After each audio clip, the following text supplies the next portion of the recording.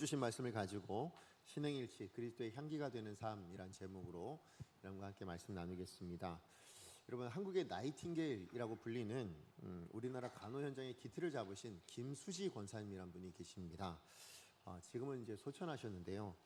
제가 이분을 만나게 된 건 부산에서 제가 사역할 때 그 신혼부부 캠프를 하는데 부부 특강 강사로 이제 모시게 돼서 이분과 잠시 교제를 나눈 적이 있습니다. 근데 어떻게 이 간호 박사이시고 뭐 간호 쪽으로 대단하신 분이시지만 어떻게 부부 강사로 모시게 됐느냐? 제가 이제 부부 강사를 찾고 있는데 어느 분이 이분을 소개시켜 주셨어요. 근데 뭐라고 소개시켜 주셨냐면 이분 남편과 이 권사님이 1983년도입니다. 그때부터 이제 부부 이제 워크샵, 부부 생활 워크샵, 뭐 크리스찬 부모학교 세미나. 그래서 우리나라의 가정사역 프로그램을 이렇게 개발하고 도입한 거의 1세대 가정사역자들이시다라는 소개를 이제 저한테 해주신 겁니다. 그래서 이제 그분을 모시고 이제 특강을 하게 되었는데 정말로 그 특강을 들었던 많은 부부들이 함께 눈물도 흘리고 또 즐거워하면서 그렇게 이제 특강을 들었던 기억이 있습니다. 근데 제가 그 김수주 권사님의 특강 가운데 좀 이렇게 하나 이렇게 마음에 남았던 게 뭐였냐면 그 권사님이 이제 남편이신 분을 이제 잠깐 소개를 하시는 거예요. 근데 뭐라고 소개를 하셨냐면 그분의 이름이 김인수 장로님이신데 그분도 2003년도에 일찍 소천하셨거든요. 근데 이제 그분이 뭐라고 얘기하셨냐면 이제 권사님이 우리 남편은 직장에서든 가정에서든 교회에서든 어느 한 곳 치우침이 없이 늘 한결같은 신행일치의 삶을 살았던 남편입니다. 그래서 저도 제 남은 날, 우리 남편은 먼저 하나님 곁으로 갔지만 제 남은 날을 신행일치, 우리 남편처럼 신행일치의 삶을 살려고 애쓰고 노력하고 있습니다. 그러면서 이제 그 남편에 대한 소개를 이제 막 해주셨던 기억이 있습니다. 그래서 제가 그 김인수 장로님이 어떤 분인지 제가 잘 모르니까 그래서 이제 바로 그 끝나고 그 인터넷으로 이제 검색을 제가 좀 해봤어요. 그랬더니 뭐 여러 이제 이야기가 나오는데 고려대 경영학과 교수님이시고 또 어느 장로님이시고 뭐 여러 가지 이제 나오는데 그 중에 이제 기사 하나를 제가 발견하게 된 겁니다. 근데 그 기사 제목이 뭐였냐면 참 눈에 들어왔는데 그게 제목이 이거예요. 신행일치의 삶을 산 고 김인수 장로를 따르자. 이게 그 이제 기독교 신문에 나온 타이틀이었습니다.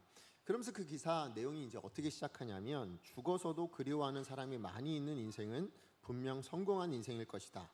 사람됨의 진가는 세상을 떠났을 때 드러난다.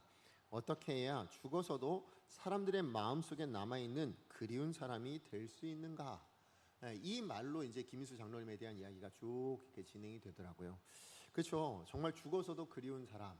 아니면 정말로 어떻게 하면 정말 그 사람의 진가가 나타나는가라고 했을 때 그분이 죽었을 때 그분에 대한 이야기가 어떠한가에 대해서 알 수 있다라는 것은 저도 기사가 동감이 되더라고요. 그러면서 그 기사 내용 중간에 이제 손봉호 교수님이라는 그 교수님이 이 고 김인수 장로님에 대해서 이런 말을 남깁니다. 뭐라고 얘기하셨냐면 고 김인수 장로만큼 신행일치의 삶을 살았던 사람을 찾기 힘들다. 이 땅의 크리스천들은 그의 위대한 신앙, 철저한 사랑, 걸출한 인품을 배워야 한다. 이렇게 이제 말씀하시는 내용이 나왔습니다. 맞아요. 정말로 한 사람의 인생이 어떻게 사람들에게 본받고 싶고 또 인정받을 수 있고 또 죽어서도 그리운 사람이 될 수 있는가라고 했을 때 특별히 성도에게 있어서만큼은 그 비결은 이거구나라고 떠오른 단어, 계속해서 제가 반복했지만 신행일치라는 단어가 아닐까라는 생각을 해보게 된 겁니다. 여러분, 신행일치가 뭐겠습니까? 신행일치가 무슨 말일까요? 믿음과 행동이 다르지 않다. 그죠? 믿음과 삶이 다르지 않다. 동일하다. 믿음으로 살아낸다. 아마 이런 말일 겁니다. 맞아요. 성도는 믿음대로 그 믿음이 그 삶 속에서 고스란히 그죠? 그대로 묻어나고 그렇게 고스란히 드러나는 삶을 살 때 비로소 뭡니까? 누구나 어느 성도에게나 본받을 만한 인생이다라고 인정받을 수 있겠죠. 정말 본받고 싶은 사람이다라는 그런 인정을 받게 되어질 줄로 믿습니다. 그러면서 제가 어떤 성경 말씀 하나가 생각났는데 그게 뭐냐면 고린도후서 2장 15절 말씀이에요. 우리 같이 한번 읽어보도록 하겠습니다. 시작. 우리는 구원받은 자들에게서나 망하는 자들에게서나 하나님 앞에서 그리스도의 향기니. 제가 이 신행일치라는 이 말이 떠오르면서 생각났던 단어가 바로 이 그리스도의 향기다라는 말입니다. 이게 사람 앞에서든 어느 사람이야, 믿지 않는 사람이든 믿는 사람이든 심지어 뭐라고요? 하나님 앞에서입니다. 하나님 앞에서 그리스도의 향기가 되어지는 삶은 어떤 삶이겠는가? 그것은 바로 신행일치의 삶이어야 되지 않겠냐라는 것이죠. 그렇기 때문에 우리 손봉호 교수님 말처럼 여러분 이 신행일치의 삶을 사는 삶이요, 그렇게 살아내는 사람들이 그렇게 이 땅 가운데 흔치는 않는 것 같습니다. 신행일치의 삶을 살면 오늘 손봉호 교수님의 이야기를 하면 어떤 결과가 나타날까요? 그냥 신앙만 위대하다 이것만 드러나는 것이 아니라 그 신앙은 철저한 사랑으로 나타나고 걸출한 인품으로 나타난다라고 말씀하고 있기 때문에 그렇죠. 맞아요. 신앙생활하면서도 신앙이 뛰어나다라고 할 만한 분들 있죠. 그런 분들 가운데 또 정말 철저하게 사랑으로 사시는구나, 그리고 그 인품이 참 걸출하시다 라고 할 만한 사람들이 그렇게 많지는 않지 않습니까? 왜 그럴까? 왜 신앙이 뛰어난 분들 중에서도 그 인격이 그렇게 그리스도의 향기라고 말할 만한 분들이 그렇게 많지 않을까? 신앙이 없어서가 아니죠. 근데 왜 그럴까 생각해 보면 사실 우리 내면 안에 있는 성품 때문에 그런데요. 조금 이따 다시 한 번 더 말씀드리겠지만 우리는 조금만 남들보다 많이 가지고 있잖아요. 그러면 그걸로 남들과 비교해서 남들과 뛰어나다, 남들과 다르다 이런 것들로 드러내려고 하는 일들이 우리 마음 안에 있기 때문에 그렇다라는 것입니다. 신앙을 평가하는 내 기준이 있는 거예요. 그래서 그 신앙 기준으로 다른 사람들 평가할 때가 많아요. 다른 사람들도 비판하기도 하고 정죄하는 경우들도 많지요. 왜 비판할까요? 왜 판단할까요? 그것은 내가 저 사람보단 나아요 라는 걸 드러내고 싶은 마음이 은연중에 있기 때문에 그렇다는 겁니다. 그걸 통해서 뭐예요? 나는 저 사람보단 나은 사람, 나는 저 사람보단 괜찮은 사람, 나는 저런 부류랑은 달라요 라는 것을 드러내고 싶어서, 그것을 확인하고 싶어서 그런 경우들이 있다라는 것입니다. 하지만 여러분, 참된 믿음은 여러분 상대평가가 아닙니다. 하나님이 우리의 믿음을 평가하실 때요, 너는 저 사람보다 나으니까 네 믿음 괜찮네 라고 평가하시지 않으신다고요. 하나님 평가하시는 우리 믿음은 절대평가입니다. 우리 한 사람 한 사람에게 하나님의 기준으로 각각 확인하신다고요. 근데 그 참된 믿음의 그 평가의 기준은 뭐냐면 어디서 확인하실까요? 그것이 우리 삶의 열매로 확인하신다라는 거예요. 그래서 정말 진정한 위대한 믿음은 무엇으로 나타나는가 라고 했을 때 우리 삶 가운데 맺어지는 열매들이 뭐라고요? 철저한 사랑으로 나타난대요. 믿음은 사랑으로 나타납니다. 그리고는 걸출한 인품으로 나타난다. 손봉호 교수님이 얘기하는 바로 그 모습, 우리 고 김수 장로님이란 그분이 저는 어떤 분인지 잘 몰라요. 그러나 그렇게 나타난다라고 말씀하고 있는 것이죠. 그러므로 우리들과 다르게 하나님은 그런 삶의 열매들을 가지고 뭡니까? 우리의 믿음이 참 그래 믿음대로 살았구나, 믿음대로 살고 있네 라고 판단하시는 기준이 거기 있다라는 것이죠. 그렇지만 여러분, 우리는 반드시 기억해야 됩니다. 우리의 삶에 하나님께서 기대하시는 게 뭐냐? 하나님 앞에서예요. 여러분, 우리가 생각하는 것처럼 내가 어떤 사람들과 비교해서 그 사람보다 나으니까 난 괜찮은 이것으로 하나님께서 기대하시는 것이 아니라 우리의 믿음을 어떻게 확인하고 싶으시냐면 하나님 앞에서, 아까 우리가 읽었던 고린도후서 2장 말씀처럼 하나님 앞에서 그리스도의 향기여야 한다라는 것입니다. 그 하나님 앞에서의 그리스도의 향기로 드러내기 위해서 우리 가운데 필요한 것이 뭐냐? 그것이 바로 하나님 앞에서 그 믿음대로 살아냄으로 말미암은 그 삶의 열매들이 나타날 수 있어야 된다라는 것이죠. 다시 말씀드리면 위대한 믿음의 결과는 철저한 사랑으로 걸출한 인품으로 나타나게 된다. 이것을 위해서 필요한 것이 뭐냐? 그게 바로 신행일치, 믿음과 삶이 일치되어지는 그런 삶을 살아내야 된다라는 것이죠. 자, 그러므로 하나님 앞에서 우리 모든 성도가 그리스도의 향기가 되어야 된다면, 그러면 그 그리스도의 향기가 되기 위한 신행일치의 삶을 살기 위해서 우리가 반드시 기억해야 될 것이 뭔가. 그래서 오늘 본문을 통해서 두 가지로 좀 여러분과 함께 나누기 원하는데, 자, 첫 번째입니다. 첫 번째는 뭐냐면 모든 인생은 차별화라는 죄의 속성에 도전을 받고 살고 있다는 것을 우리가 기억해야 된다라는 것입니다. 조금 전에도 말씀드렸지만 사람들의 본성 안에 뭐가 있냐면 내가 늘 남들보다 조금만 더 신앙이 낮고 조금만 더 높으면요, 그러면 내 신앙은 괜찮아, 내 인생은 괜찮아 라고 생각하려고 하는 경향들이 있다라는 것입니다. 여러분, 오늘 본문에 등장하고 있는 이 사도 바울을 잡아 죽이려고 하는 유대인들이 바로 그런 사람들이었다라는 것입니다. 자기 신앙의 기준으로 다른 사람의 신앙을 평가합니다. 그러면서 나는 저 사람과는 다른, 그래서 좀 더 차별화되어 있고, 그래서 나는 좀 더 우월한 존재다라고 그렇게 자부하며 살아갔던 사람들, 그 사람들이 누구였냐? 유대인들이었다라는 것입니다.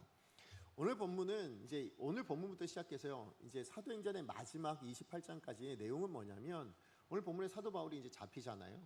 이 잡힌 것을 통해서 이제 로마의 죄수가 되어서 결국 로마까지 가게 되어지는 그 여정들이 나오게 되어집니다. 자, 그런데 오늘 본문을 보시면 아셨겠지만 사도 바울을 잡은 게요, 여러분, 로마의 죄수로 끌려가지만 로마 군인들이 잡은 게 아니에요. 그죠? 제일 먼저 사도 바울이 이 예루살렘에서 잡히게 된 계기는 어디에 있습니까? 유대인들이 지금 사도 바울을 붙잡았다라는 것이죠. 그것도 27절 28절 말씀 읽어보시면 아시아에서 온 유대인들이 지금 예루살렘에 있는 그 유대인들을 선동해가지고요, 그 충동질해가지고 그래서 지금 이렇게 잡히게 되었고, 그렇게 고난당하고 그래서 성문 밖으로 질질 끌려가기까지 했다라는 것이죠. 여러분, 여기 나오는 아시아에서 온 유대인들이라는 표현의 아시아는 어디냐면 사도 바울이 1차 전도여행을 했던 그 터키 지역을 이야기합니다. 자, 그러니까 사도 바울이 1차 전도여행을 다닐 때요, 가는 곳곳마다 뭡니까? 유대인 회당에 들어가서 복음을 증거했잖아요. 근데 그 복음을 증거하는 모든 사역들 가운데 이 사도 바울이 눈에 가시처럼 여겼던 사람들이 누구였냐면, 정말 미워서 감당할 수 없는, 그래서 분노가 일었던 사람들이 누구였냐면 그 회당에 머물고 있던 그 디아스포라 유대인들이었다는 것이죠. 그 유대인들이 이 사도 바울이 너무 싫었던 거예요. 그래서 죽이고 싶어 했습니다. 게다가 여러분, 사도 바울이 3년 동안 두란노 서원에서 사역했던 그 에베소도 사실 터키 지역에 있는, 아시아 지역에 있는 사람들이 그 지역이거든요. 자, 그러니 그곳에 있는 모든 유대인들이 정말 사도 바울만 생각하면 저거 어떻게 죽여버리지? 이런 마음을 가지고 있었어요. 자, 그랬는데 이 유대인들이 명절이 되어서 이제 어디를 오게 됐냐면 예루살렘, 성전이 있는 예루살렘 제사드리러 왔어요. 왔는데 와보니까 누가 있는 거예요? 사도 바울이 거기 와 있는 겁니다. 그러니 다시 격분하게 되었다라는 것이죠.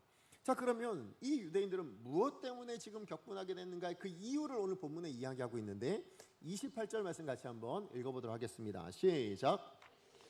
이스라엘 사람들아 도우라. 이 사람은 각처에서 우리 백성과 율법과 이것을 비방하여 모든 사람을 가르치는 자인데 또 헬라인을 데리고 성전에 들어가서 이 거룩한 곳을 더럽혔다 하니, 지금 사도 바울이 이 유대인들이 사도 바울에서 격분하게 된 이유가 두 가지라고 이야기합니다. 하나는 뭐예요? 지금 사도 바울이 전도 여행 때 전했던 메시지 때문인데, 그 메시지가 뭐였냐면 우리 백성, 곧 누구예요? 이스라엘 백성들이잖아요. 유대인들을 이야기하는 거죠. 이 이스라엘 백성들과 율법과 성전을 비방했다라는 것입니다. 그게 첫 번째고요. 두 번째는 뭡니까? 또 하나는 그 성전에 누굴 데리고 들어갔다요? 이방인을 데리고 들어가서 더럽혔다. 그래서 화가 났다라고 이야기를 하고 있는 것이죠. 자, 여러분, 유대인들은 그 당시, 지금도 그럴 거예요. 뭐냐면 이방인들과 비교해서 우리가 더 우월하다, 우린 저들과 달라라고 차별화하고 있는 그 자랑할 거리가 있었습니다. 그게 뭐였냐면 세 가지인데, 하나는 선민의식이에요. 뭐냐면 하나님이 이방인들 중에서, 그 수많은 열방 중에서 우리 민족을 택하셨다라는 이 선민의식이 있습니다. 그래서 이방인들은 지옥의 불쏘시개, 그러나 우리는 하나님이 택하신 하나님의 백성들이다 라는, 그래서 혈통적으로 뭐예요? 유대인들은 하나님의 백성이야 라는 이 자부심, 자랑거리가 있었거든요.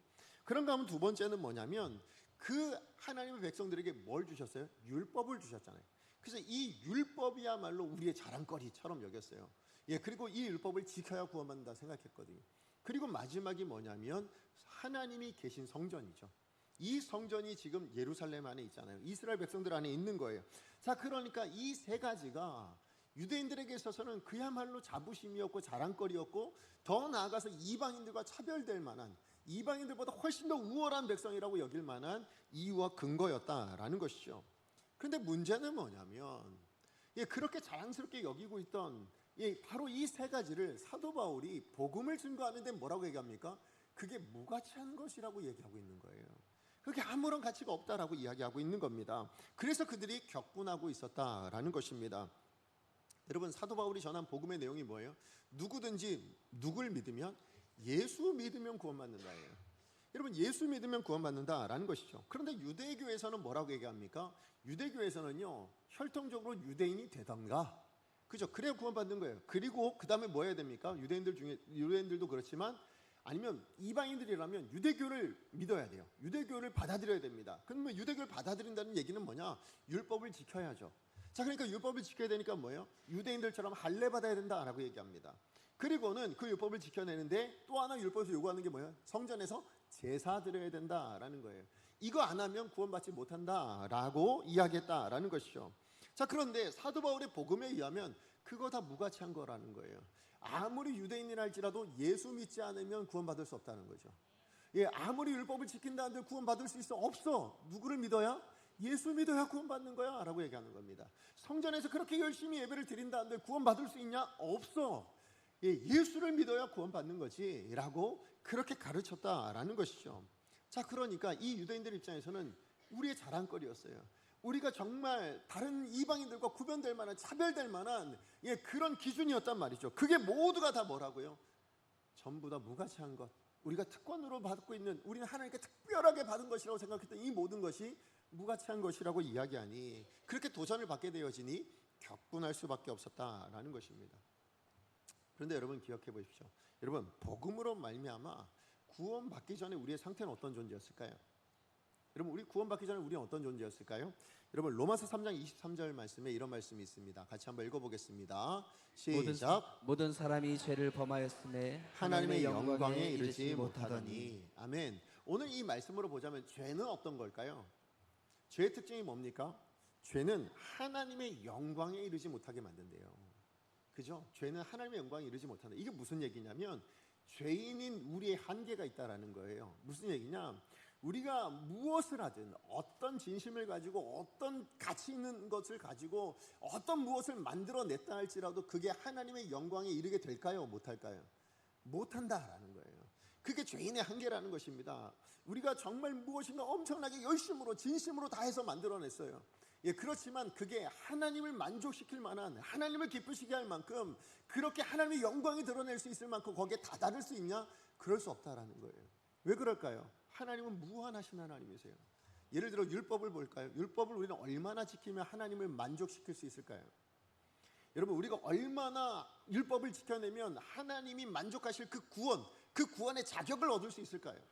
없다라는 거예요. 왜? 우리가 죄인이니까. 예, 죄인으로서 그 모든 율법을 지키지 못할 뿐더러, 예, 그것을 아무리 지켜낸다 한들 여러분, 하나님을 만족시킬 만한 사람은 이 땅에 없다라는 것이죠. 그러므로 사도 바울의 이 복음을 듣고 났을 때 유대인들에게 뭘 확인시켜 주냐면, 자, 너희들이 지금 자랑스럽게 여기고 있는 율법을 지켜내는 것, 성전에서 예배 드리고 있는 이 모든 것, 그거 고작 뭐만 나타내고 있는 거냐면 너희들이 이야기하고 있는 이방인들과 우리가 달라라는 그 차별 정도만 드러내고 있는 거지. 예, 그 니들이 이방인들과 보다 우월하다고 이야기하고 있는 그 정도 수준이지, 하나님을 만족시킬 수 있는 것은 아니다라는 것을 분명히 이야기하고 있는 거예요. 하나님의 영광에 이르는 것은 도무지 될 수가 없다라는 것을 말씀해주고 있다라는 것이죠. 그러니 여러분, 유대인들이 이방인들에 대해서 하나님을 모르는 자, 율법도 없는 자, 성전도 없는 자, 그렇게 판단하고, 그렇게 비판하고 정죄하면서 스스로 뭐예요? 자기는 거기에 만족하고 살았다라는 거예요. 거기에 스스로 만족하고 그렇게 살아냈다라는 것이죠. 그런데 바로 이 비교를 통해서 내가 조금 더 낫다, 내가 조금 더 저 사람들과는 달리, 우리는 달라 라는 여기에 만족하고 있다 보니까 뭐예요? 그게 전부라고 여기다 보니까 하나님이 하신 일에 걸림돌이 되고 말았다는 거예요. 무슨 얘기예요? 하나님은 예수로 통하여 구원하길 원하셨는데요, 그 예수를 십자가에 못 박아 죽이는 일에 결정적으로 역사한 사람들이 누구예요? 이 유대인들이라는 거예요. 자기는 하나님의 백성이고, 율법을 가지고 있는 자고, 성전에서 예배드리는 자라고 이야기하지만 결국 하나님의 일하심을 막아버리는 그런 사람들이 되고 말았다라는 것이죠. 근데 이것이 유대인들만의 문제냐? 그러지 않다라는 거예요. 사실 이 땅에 있는 모든 사람들, 대부분의 사람들, 아니 우리 성도들도 마찬가지인데요. 우리들은 조금만 더 좋아지잖아요. 그럼 그걸로 평가를 하기 시작합니다. 왜냐하면 그게 기준이 돼버리거든요. 그래서 여러분, 예수 믿고 구원받은 성도가 됐을 때도 동일해요. 그래서 우리는 나름의 기준을 가지고, 그래서 이렇게 얘기하죠. 성도는 이래야 돼. 집사라면 이래야 되고, 권사라면, 장로라면, 목사라면 이래야 돼 라는 나만의 기준을 만들어 버립니다. 그리고 뭐합니까? 그거 가지고 판단합니다. 그리고 그것에 못 미치면 뭐예요? 비판하고 정죄하기 시작한다라는 것입니다. 그걸 통해서 드러내고 싶은 게 뭘까요? 나는 그 사람을 그렇게 비판하고 그렇게 판단할 수 있을 수준에 있다라는 거예요. 나는 그 수준에 머물러 있다라는 거예요. 나는 너희들과 다른 수준에 있는 사람이다라는 것을 보여주고 싶어 한다라는 것입니다. 그걸 통해서 뭡니까? 난 너희를 비판할 수 있을 만큼, 난 너희를 판단할 수 있을 만큼 너희들보다 나은 존재, 너희들보다 우월한 존재, 그들보다는 뭔가 더 나은 존재인 것을 드러내고 싶어 해요. 그러다 보니까 여러분, 누군가를 향해서 이런 비판을 하잖아요. 이거 소위 뒷담화 한다고 얘기하잖아요. 그러면 이 뒷담화를 하게 되었을 때 많은 사람들이 그 뒷담화를 들으면 어떻게 될까요? 거기에 동참하는 경우가 굉장히 많습니다. 그죠? 여러분들도 그런 경험이 있지 않으세요? 누구 뒷담화하면 거기에 같이 맞아, 그래, 이렇게 이야기하는 경우들이 있습니다. 왜 그럴까요? 그걸 통해서 뭘 하고 싶은 거예요? 그 사람과 나는 같은 수준이 아니다 라고 말하고 싶은 거예요. 그렇잖아요. 지금 비판하고 있는, 그 뒷담화하고 있는 그 사람 수준이 낮은 거잖아요. 그러니까 비판하고 있는 거 아니에요? 그러니까 뒷담화하고 있는 거 아니에요? 나는 그 수준이 아니라는 거예요. 그걸 드러내고 싶으니까 뭐예요? 거기에 동참하게 되는 겁니다. 나도 그래, 비판하고 있는 그 수준, 그 높은 수준으로 나도 거기 있는 사람이야. 낮은 수준이 아니라, 그 비판당하고 있는 사람 수준이 아니라 그 위에 있는 수준에 내가 있어. 그것을 드러내고 싶으니까 뭐예요? 그 뒷담화에 동참하게 되는 거예요. 낮아지고 싶지 않은 거예요. 내가 그 낮은 수준에 있다는 걸 드러내고 싶지 않은 거란 말이죠. 이처럼 우리는 조금만 믿음이 좋아지면 이 차별화라는 이 죄의 속성에 도전을 받게 되어진다라는 것입니다. 그러다 보니까 뭐예요? 우리가 예배 드릴 때, 여러분 주일 예배 잘 지키면 뭐예요? 어떻게 성도가 예배를 안 드릴 수 있어? 이렇게 나오기 시작합니다. 새벽 예배 잘 드리시잖아요. 그러면 그분 뭐라 그래요? 아니 어떻게 장로가, 아니면 집사가, 아니 어떻게 이렇게 새벽 예배를 안 드릴 수가 있어? 아니 어떻게 목사가, 어떻게 뭐 성경 말씀만 뭐 기도를 이렇게 안 할 수 있어? 뭐 이런 식으로. 그건 무슨 얘기예요? 나는 하고 있다라는 거예요. 나는 하고 있는데 어떻게 저 사람은 안 할 수가 있냐? 이걸로 뭐예요? 판단하고 난 달라, 난 그 사람보다 높아, 더 높은 수준을 가지고 있어, 이렇게 생각하게 되어진다라는 것이죠. 유대인들처럼 그렇다라는 것입니다. 이런 차별이 가져오는 결과가 뭐예요? 결국 유대인들에게 보여주고 있는 것처럼 다른 사람에게 타인, 그 아픔을 주거나 고통을 주거나 결국 죽음의 자리까지 몰고 가는 일들이 일어날 수밖에 없다라는 것이죠. 맞아요. 오늘 본문이 우리 가운데 던져주고 있는 메시지가 바로 이것이다라는 것입니다. 우리 시대 많은 성도님들이 조금 더 많이 가지면, 아니 조금만 더 나아지기만 해도 벌써 죄의 속성이 우리 가운데 뭘로 오냐? 차별화라는 이 죄의 속성이 우리를 도전합니다. 우리에게 끊임없이 공격합니다. 그리고 그래, 너는 그것보다 더 나은 존재, 더 조금 더 높은 존재인 것을 확인해라. 그리고 네가 더 낫다라는 것을 드러내라. 그러려면 뭐가 필요해요? 비판하게 되는 거예요. 그러려고 하니까 뭐예요? 판단하게 되고 정죄하게 되더라라는 것입니다. 결국 여러분, 이 차별화라는 죄의 속성에 넘어가게 되면 오늘 이 시대에도 오늘 본문에 나타나는 유대인들과 같이 사도 바울을 향해서 격분하고 있는 이 유대인들과 같은 똑같은 자리에 서서 신앙생활하고 있는 삶이 될 수밖에 없다라고 말씀하고 있다라는 것이죠. 그러면 여러분, 정말로 우리가 이런 것이 죄의 속성이다라는 것을 꼭 기억하시고, 누군가 우리가 하나님 앞에 다시 한번 말씀드립니다. 우리는 절대 기준을 가지고 평가받는 사람들이에요. 우리는 반드시 그것을 기억하셔야 될 줄로 믿습니다. 자, 그런가 하면 두 번째로 우리가 기억해야 될 건 뭐냐면, 믿음의 내용, 곧 은혜로 우리를 택하신 하나님께서 일하신다라는 이것이, 이 위대한 약속이 믿음의 내용이라는 것을 우리가 기억해야 된다라는 것입니다. 여러분, 복음이 말씀하시는 은혜가 뭘까요? 복음이 말씀하시는 은혜, 은혜가 뭡니까? 은혜, 공짜입니다, 선물입니다. 이건 다 아시죠? 근데 왜 공짜고 선물이라고 이야기하냐면, 여러분, 복음이 말씀하시는 은혜는 내가 할 수 없는데, 그죠? 내가 할 수 없는데 누구는 하실 수 있어요? 하나님만 하실 수 있는 거예요. 그 하나님만 하시는 일을 이루셔서 누구한테? 우리한테 어떻게 하셨어요? 공짜로 주신 거예요. 그죠? 그래서 그걸 뭐라고 불러요? 은혜라고 이야기합니다. 다시 이야기하면 은혜는 뭘 드러내냐? 너는 할 수 없고 사람은 할 수 없는데 누구만 하실 수 있다? 하나님만 하실 수 있다. 예, 그걸 드러내고 있는 거다라는 것이죠. 그렇기 때문에 사도 바울은 이 은혜로 말미암아 구원을 이렇게 이야기하기도 합니다. 자, 우리 고린도전서 1장 28절에서 29절 말씀 같이 한번 읽어봅니다. 시작. 하나님께서 세상에 천한 것들과 멸시받는 것들과 없는 것들을 택하사 있는 것들을 폐하려 하시나니 이는 아무 일체도 하나님 앞에서 자랑하지 못하게 하려 하심이라. 지금 하나님께서 뭐 하신다고요? 아무것도 할 수 없는 자들. 그래서 그걸 뭐라고 표현합니까? 예, 천한 것, 멸시받는 것, 없는 거예요.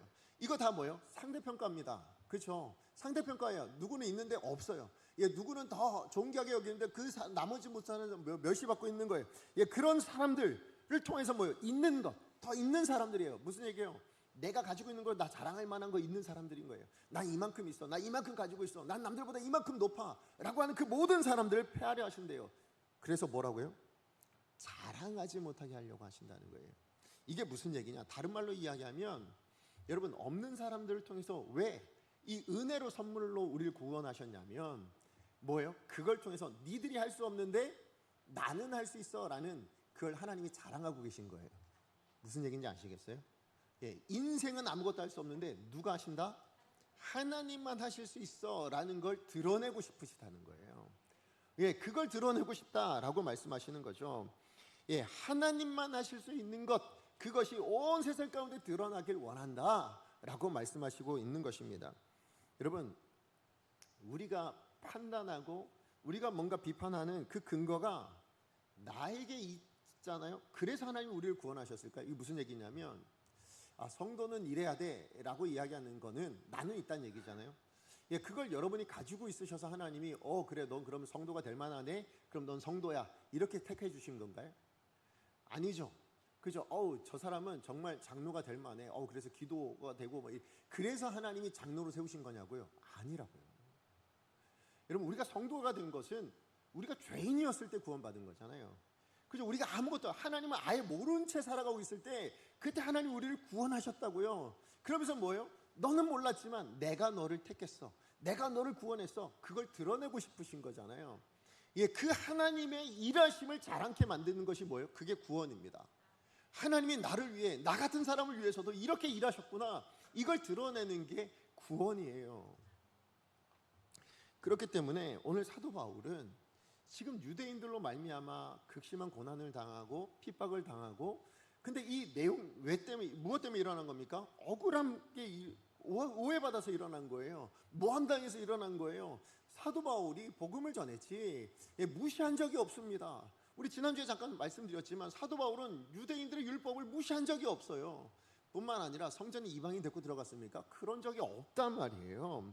그럼에도 불구하고 사도 바울이 이 모든 일들을 겪으면서 사도 바울이 그 억울함을 자기가 가지고 있는 어떤 상식이나 자기가 어떤 권위나 아니면 지식이나 자기가 또 어떤 힘을 가지고 변명하려고 하지 않습니다. 오히려 뭐 하냐면 그 모든 억울한 상황 가운데 하는 건 유일하게 하나예요. 뭐냐면 내가 왜 잡혀왔냐면, 내가 왜 이렇게 당하고 있냐면, 나는 여러분에게 예수 그리스도를 믿어야 구원받는다, 이 말 한 것밖에는, 그것 때문에 내가 지금 잡혀오게 된 겁니다. 예수 믿어야 구원받는다, 이것 때문에 내가 잡혀오게 된 겁니다. 지금 그 얘기만 계속하는 기회로 삼고 있다라는 것입니다. 여러분, 사도 바울이 분명히 억울하게 당한 거잖아요. 그죠? 그러면서 핍박당하고 고난당합니다. 그런데 왜 사도 바울은 그 고난과 핍박을 그냥 기꺼이 감내내고 있는가? 무엇 때문에 그럴 수 있었는가? 그 이유가 여러분께 한번 여쭤볼게요. 구원에 대해서 하나님께서 죄인들을 불러서 그죠, 자기 백성을 삼으신 거잖아요. 믿으십니까? 그죠? 하나님은 죄인들을 불러서 자기 백성 삼으신 거예요. 여러분, 이 사실이 감사하십니까? 아니면 싫으세요? 자, 손을 한번 들어볼게요. 오랜만입니다. 네. 감사하다. 하나님이 죄인들을 구원하신 거 감사하다. 자, 손 내리시고, 아니다, 나는 싫다. 있으시네요. 네. 자, 여러분, 내가 구원받을 때 이거 감사해요. 그죠? 어떻게 나 같은 사람도, 나 같은 죄인도 하나님은 이런 죄인 같은 나를 구원하실 수 있는가? 이거 생각하면 감사하시죠? 그죠? 그런데요, 여러분, 내가 꼴 보기 싫은 사람, 내 기준에 옳다고 여겨지지 않은 사람, 이런 사람들이 구원받았다라고 생각하면 어떠세요? 싫은 마음이 생기기 시작해요. 그래서 뭐라고 해야 합니까? 하나님, 어떻게 이런 사람도 성도로 삼으실 수 있습니까? 하나님, 어떻게 이런 사람을 집사로, 하나님, 어떻게 이런 사람을 장로로, 어떻게 이런 사람을 권사로, 아니 어떻게 이런 사람을 목사로 그렇게 세우실 수 있습니까? 이렇게 이야기한단 말이에요. 그렇죠? 우리가 그렇게 비판하고 판단할 때가 굉장히 많습니다. 왜 그럴까요? 싫으니까 그런 거예요. 근데 여러분, 기독교가 만약에 정말로 여러분이 이야기하고 있는 그 수준에 이른 사람만 구원받는 종교라면 그건 세상에도 굉장히 많은 종교입니다. 무슨 얘기냐? 세상은요, 뭘 잘해야 구원받는다라고 얘기하는 종교가 많아요. 잘난 사람들만 구원받는 종교예요. 뭐예요? 해탈하거나 득도를 하거나 뭔가 엄청난 능력을 가져서 그래야 구원받는다라고 이야기를 하죠. 그러나 여러분, 기독교는 못난 사람들을 위한 종교입니다.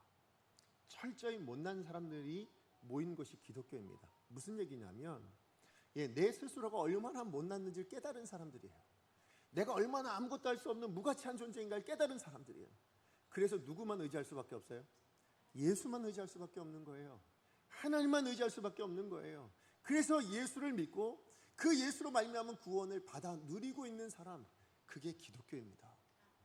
그러므로 기독교는 잘난 사람들의 종교가 아니에요.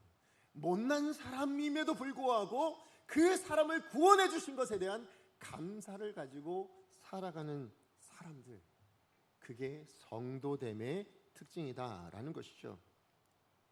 그것이 믿음이고 그것이 은혜입니다. 그러므로 내가 뭔가를 가지고 있어요. 내가 다른 사람보다 못한 걸 못 가진 걸 난 가지고 있어요. 그게 구원일 수도 있고요. 아니면 다른 사람보다 더 주신 은사가일 수도 있고요. 아니면 어떤 여러분 신앙의 연륜일 수도 있어요. 근데 그 모든 것이 다 뭐예요? 하나님이 주신 은혜예요. 그죠? 하나님이 주신 은혜란 말이에요. 그러니 자랑할 수가 없는 거예요. 내 자랑일 수가 없는 겁니다. 반대로 여러분, 내 자랑이 아니다라는 말은 뭐냐면 남이 없어요. 그게 나는 있는데 그 사람에게는 없어요. 저 사람에겐 그게 보이질 않아요. 그럼 뭐예요? 그게 비판거리가 될 수가 없어요. 왜요? 하나님이 내게 은혜로 주셨다라는 건 그 사람에게 아직 은혜로 안 주셨을 뿐이지.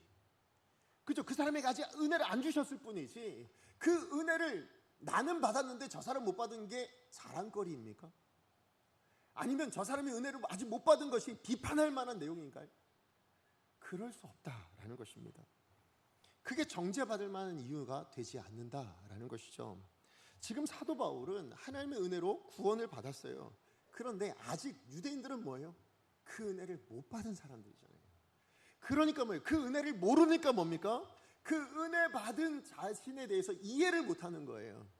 그죠? 그리고 뭐예요? 자기만의 기준을 가지고 뭡니까? 비판하고 판단하고 격분하고 심지어는 죄를 범하고 있는 모습. 근데 그 모습이 과거 누구의 모습이에요? 자기의 모습이었단 말이에요.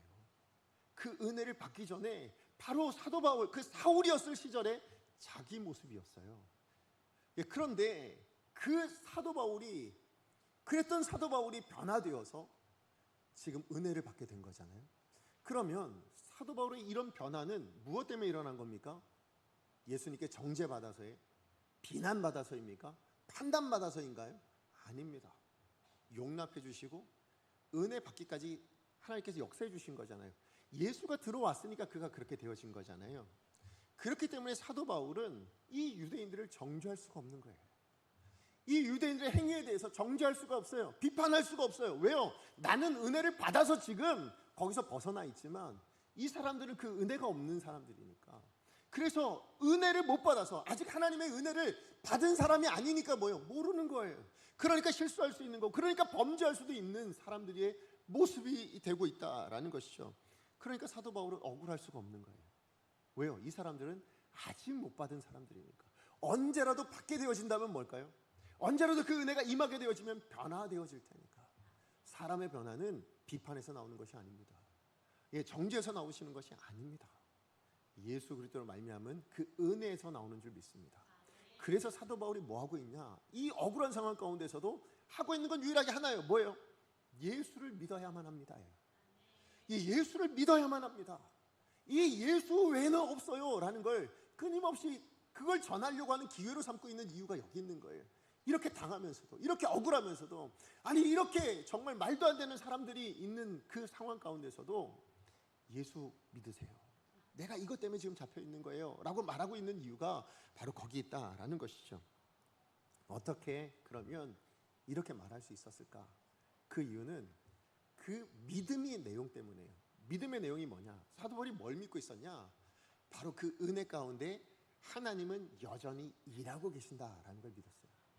예, 하나님은 나를 위해 지금 일하고 계신다라는 걸 믿었다라는 거예요. 눈에는 보이지 않아요. 오히려 하나님이 안 보이는 것 같죠. 누가 더 득세하고 있어요? 유대인들이 더 득세하고 있잖아요.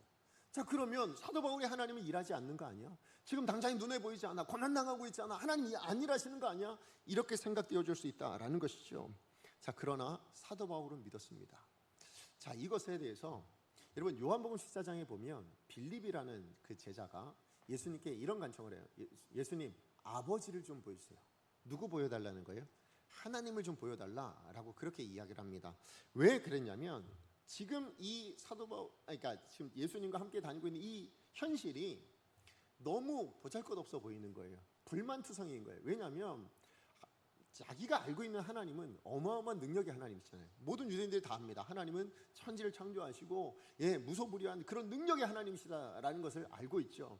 그런데 하나님의 아들이라고 예수님이 이 땅 가운데 오셨다는데 이 예수님은 생각보다 너무 볼품이 없는 거예요. 아니 진짜로 그냥 평범하다 못해 정말 평범 그 이하의 삶을 살아내고 있는 거죠. 그러다 보니까 뭐예요? 뭐 기적들도 행하시고 뭐 가르침도 좋지만 실제로 뭐예요? 핍박당하고 그 유대인들 안에 그 권세자들 앞에 늘 쫓겨다니고 고난당하고 이런 일들을 당하잖아요. 그러니까 뭐예요? 이 빌립은 불만이었던 거예요. 그러니까 뭡니까? 하나님을 좀 보여주세요. 하나님은 어디 계신 겁니까? 이렇게 지금 이야기하고 있는 거죠. 그랬을 때 예수님께서 뭐라고 답변하셨는가? 우리 요한복음 14장 9절 말씀 같이 한번 읽어보겠습니다. 요한복음 14장 9절 시작. 예수께서 이르시되 빌립아, 내가 이렇게 오래 너희와 함께 있으되 내가 나를 알지 못하느냐? 나를 본 자는 아버지를 보았거늘 어찌하여 아버지를 보이라 하느냐? 지금 예수님께서 빌립에게 가장 먼저 한 얘기가 뭐예요? 내가 이렇게 오래 너희와 함께 있었거늘 이라고 이야기합니다. 정말 놀라운 이야기 아니에요? 여러분, 하나님이신 예수님께서요 이 땅 가운데 오셔서 우리 삶으로 들어오신 거예요. 그리고 뭐예요? 우리와 동고동락해 주신다는 거예요. 우리 어려움을 같이 겪고요, 우리의 짐도 함께 져주시고요. 그럼에도 불구하고 뭐라고요? 왜 아직도 아버지를 못 봤다고 이야기하는 거야? 지금 그렇게 지금 말씀하고 있는 거죠. 이게 무슨 의미냐면 여러분, 예수를 믿고 산다라는 건 뭐예요? 예수를 믿고 산다라는 건 저 동떨어진 천국을 산다라는 얘기 아니에요. 여러분, 예수 믿고 사는 건 뭡니까? 여전히 우리는 현실을 사는 겁니다. 그죠? 우리에게 주어진 오늘을 사는 거죠. 자, 그 오늘의 현실이 뭐예요? 고난일 수도 있고 어려움일 수도 있고 정말 핍박을 당하는 일일 수도 있어요. 그런데 그 모든 것에서 도망치지 않는다는 거예요. 회피하지 않는다는 거예요. 그 삶 그대로를 살아낸다라는 것입니다. 왜 그렇게 사냐? 그 이유는 예수로 말미암아 구원받은 내 삶, 예수님과 함께하는 그 삶 안에는 누가 역사하신다고요? 하나님이 역사하신다라는 거예요. 근데 그 하나님이 빌립은 아직 못 보고 있는 거예요. 그죠? 빌립의 눈에는 하나님이 보이질 않아요. 그러나 예수님은 알고 계셨어요. 예수님의 눈에는 보였어요. 누가 일하고 계신다? 아버지가 지금 너랑 함께하고 있잖아. 아버지가 지금 이곳에서 우리와 함께하고 있잖아. 그래, 고난당하지, 어려움당하지, 핍박당하지. 근데 이 안에 하나님이 함께하고 계시잖아. 이걸 지금 말씀하고 있다라는 것입니다. 예, 맞아요. 우리 눈에도 빌립처럼이에요. 아직 하나님의 일하심이 잘 눈에 보이지 않을지도 몰라요. 그러나 언제 깨닫게 될지 모릅니다. 예, 누구랑 함께 있으면요? 예수와 함께하고 있는 우리라면, 예수와 함께하고 있는 우리 삶에는 아버지가 일하고 계시니까 어느 한순간도 일하지 않은 순간이 없어요.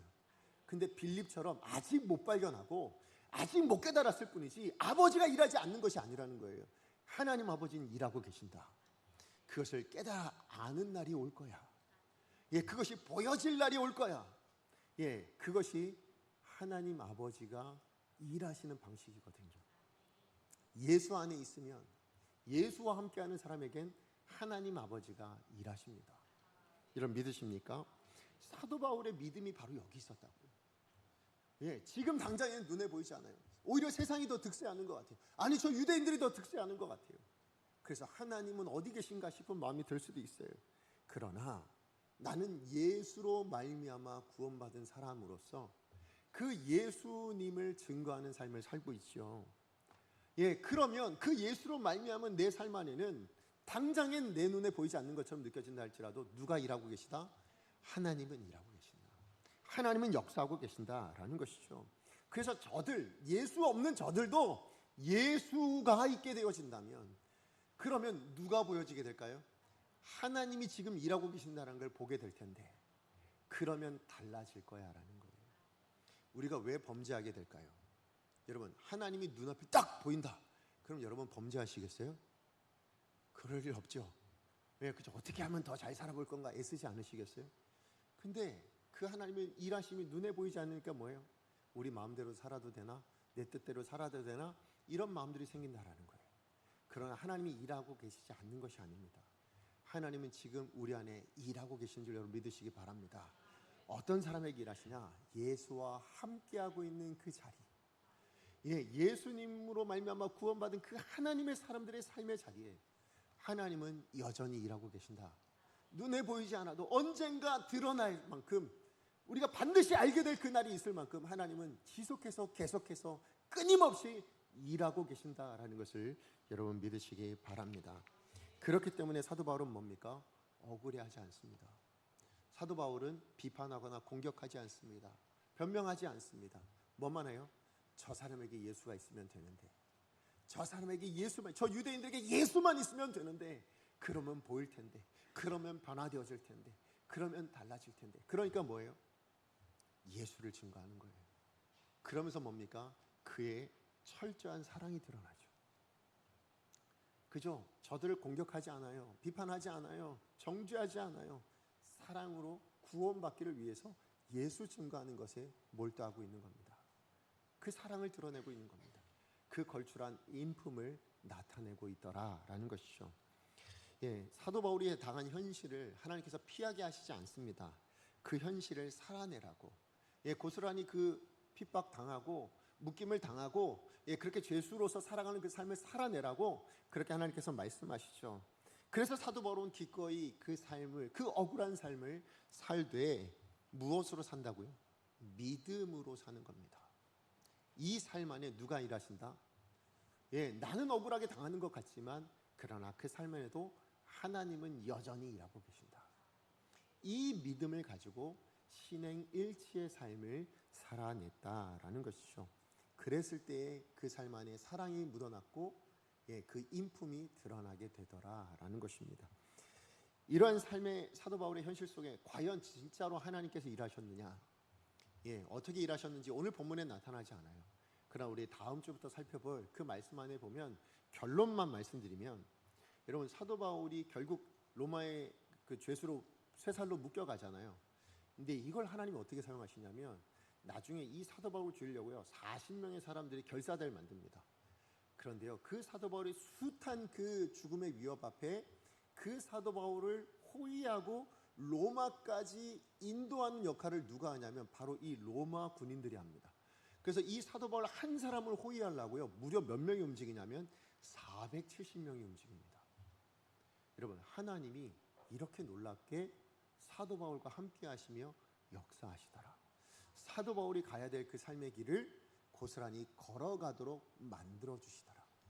이게 하나님의 일하심을 여러분 믿으시기 바랍니다. 하나님은 눈에 보이지 않지만 여전히 일하십니다. 그 하나님의 일하심을 우리가 믿고 뭐 하는 거예요? 우리는 매일을 사는 겁니다. 억울한 그 삶의 현실, 고난스러운 그 삶의 현실도 기꺼이 살아가도록 그 자리로 갈 수 있는 겁니다. 그리고 거기서 뭐 하는 거예요? 믿음대로 사시는 거죠. 말씀의 결론을 맺습니다. 이와 같이 신행일치의 삶 사실 쉽지 않습니다. 그러나 그 신행일치의 삶을 살아내는 사람에게 뭐예요? 사도 바울 보니까 뭐예요? 진짜 그리스도의 향기죠. 와, 예수의 냄새를 드러내고 예수를 믿는 사람의 맛이 무엇인가를 알 수 있는 그런 사람이 되어지는 것. 저는 우리 강성의 모든 성도님들이 그런 성도님의 삶이 되어지기를 간절히 소망합니다. 그것을 위해서 우리가 기억해야 될 것 두 가지입니다. 우리 안에 본성이 있어요. 죄악된 본성 뭐라고요? 조금만 나아져도 사별화되려고 하는, 그래서 내가 조금 더 낫다는 걸 드러내려고 하는 그 공격이 있다는 걸 우리는 반드시 기억하고, 오히려 뭐 하셔야 돼요? 그건 내 자랑거리가 아니에요. 내가 다른 사람 비판하고 정죄해야 될 거리가 아니라고요. 은혜 주신 거예요. 그러니까 뭐예요? 자랑할 것이 아니라 그 사람에게 없는 것을 위해서 우리가 뭐 하면 되는 거예요? 하나님 일하심을 믿고 예수 있게 해야 돼요. 그 하나님이 일하실 거예요. 누가 있으면? 예수 있으면. 그러니까 뭐 하셔야 돼요? 예수 들어갈 수 있도록. 그래서 나도부터 뭐 하셔야 돼요? 그 예수 믿는 믿음으로 살아내는 삶을 살아내는 저와 여러분 되어지기를 간절히 축복합니다. 말씀 기억하며 함께 찬양하겠습니다. 오늘 주신 말씀